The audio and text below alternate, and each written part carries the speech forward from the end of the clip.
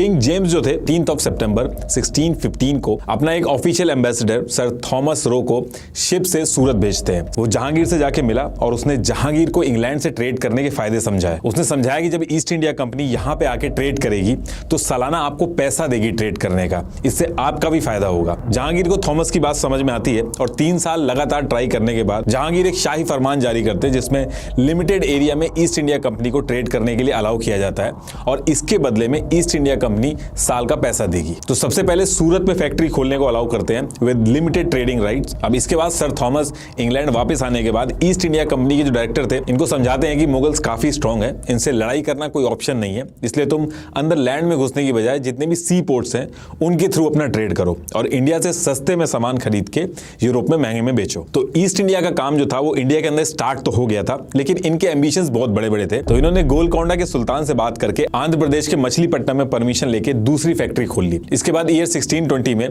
पटना में तीसरी कंपनी खोली, लेकिन वो चली नहीं तो 1 साल में बंद करना पड़ा उसको। ईस्ट इंडिया कंपनी को शुरू में इंडिया के अंदर ऑप्शंस कम मिल रहे थे, लेकिन आने वाले 20 साल तक इनको जहां जहां भी मौके मिले इन्होंने अपना जो ट्रेडिंग का वॉल्यूम था वो बहुत तेजी से बढ़ाया और जिस एरिया में थे वहां पे अपनी पकड़ बहुत मजबूत कर रहे थे, क्योंकि जहां जहां पे ये लोग ट्रेड स्टार्ट कर रहे थे वहां पे डेवलपमेंट भी हो रहा था, तो लोग भी उस एरिया में ज्यादा सेटल हो रहे थे। इसके बाद साल आता है 1640 और तब तक ये अपने पैर काफी जमा चुके थे। इनको रियलाइज हुआ कि विजयनगर अंपायर जो है वो काफी कमजोर हो रहा है, तो ये लोग अभी तक तो कहीं भी लड़ाई वगैरह नहीं करते थे, बस एरिया देख के राजा को अलग अलग तरीके से लालच देते थे और ट्रेड करने के ऑप्शन देखते थे। तो सेम चीज इन्होंने विजयनगर के राजा के साथ भी की, कोई लड़ाई झगड़ा नहीं किया, उनको कन्विंस करा कि उनका कैसे फायदा हो सकता है और उस एरिया में जाके ट्रेड करने की बात करी। और फायदे की बात सुनकर राजा ने इनको 3 माइल्स लॉन्ग एक एरिया दे दिया और ये जो एरिया था एक फिशिंग विलेज था जिसको मद्रासपट्टनम कहते थे। देखिए राजा एरिया इसलिए देते थे क्योंकि इतने सारे आदमी इन्वॉल्व होते थे ट्रेड करने में, तो एक एरिया डिसाइड करके उनके रहने वगैरह का जो इंतजाम होता था वो सेपरेट कर दिया जाता था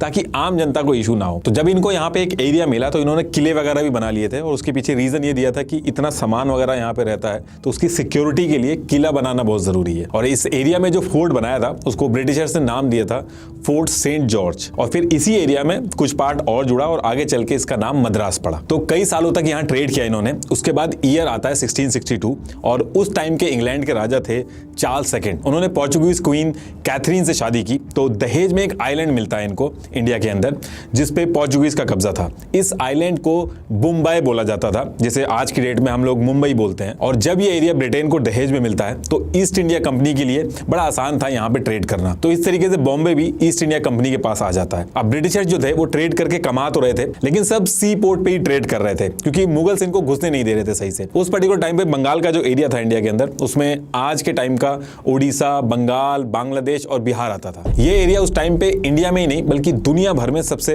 प्रॉस्पेरस इलाकों में आता था। फसल बहुत ही अच्छी पैदा होती थी और ढाका की टेक्सटाइल मैन्युफैक्चरिंग उफान पे थी उस टाइम पे। तो यही रीजन था कि ईस्ट इंडिया कंपनी शुरू से ही बंगाल में ट्रेड करने के सपने देखती थी और आगे चल के यही चीज इंडिया की हिस्ट्री को बदल के रख देती है। तो उस टाइम पे बंगाल सूबे का जो गवर्नर था शाइस्ता खान, जो कि मुगल एम्परर औरंगजेब का मामा था और ईस्ट इंडिया कंपनी को ज्यादा पसंद नहीं करता था, तो स्पेशली इनको मनाने के लिए बंगाल के अंदर अच्छे से ट्रेड कर पाए east India company William hedges को भेजती है और विलियम काफी हद तक कामयाब भी होते हैं इस चीज में और एग्रीमेंट वगैरह करके छोटे लेवल पे ट्रेड भी स्टार्ट हो जाता है ईस्ट इंडिया कंपनी का बंगाल के अंदर। अब होता क्या है कि ईयर 1681 में ईस्ट इंडिया कंपनी का डायरेक्टर चेंज होता है जिसका नाम था जोशिया चाइल्ड।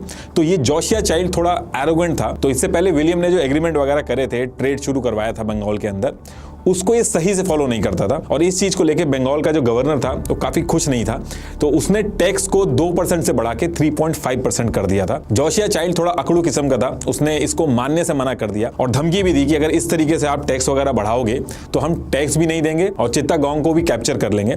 लेकिन जो गवर्नर था वो इनकी सुनता नहीं है और टैक्स अप्लाई कर देता है और ये सारी चीजें ईयर 1686 में चल रही थी और जोशिया इतना ज्यादा गुस्सा हो जाते हैं कि इस चीज को लेके वो अटैक करने की सोचते हैं और लंदन से 19 वॉरशिप, 200 कैनन्स और 600 सोल्जर्स बुला के मुगल्स के ऊपर अटैक कर देते हैं। ये पहली बार हुआ था जब ईस्ट इंडिया कंपनी ने लालच या फिर धोखाधड़ी के अलावा डायरेक्ट वॉर करी थी। लेकिन मुगल्स बहुत ही ज्यादा स्ट्रांग थे, उन्होंने ईस्ट इंडिया कंपनी को बुरी तरीके से हरा दिया और इनके जो लोग काम करते थे उनको सूरत और ढाका में कैदी बना दिया था और जो इनकी फैक्ट्रीज थी हुगली, पटना, कासिम बाजार, मसूलीपट्टनम और विशाखापट्टनम में, इन सारी फैक्ट्रीज को अपने कब्जे में कर लिया और सूरत की फैक्ट्री को बंद कर दिया और बॉम्बे में ये जो ट्रेड कर रहे थे उस पर कब्जा कर लिया। और ये वो टाइम था जब ईस्ट इंडिया कंपनी को समझ में आ गया था कि उन्होंने बहुत ही भारी गलती कर दी है। इतने सालों की मेहनत उनकी सब पानी में चली गई थी। लेकिन बहुत शातिर थे, इन्होंने ईगो नहीं दिखाया बल्कि माफी मांगना चालू किया, यहां तक कि पैरों तक में पड़ गए। कई सालों तक माफी मांगी। ये उस टाइम की फ्रेंच पेंटिंग बनी थी जिसमें औरंगजेब से माफी मांग रहे हैं। अब मुगल्स को भी जो ट्रेड से टैक्स का पैसा आता था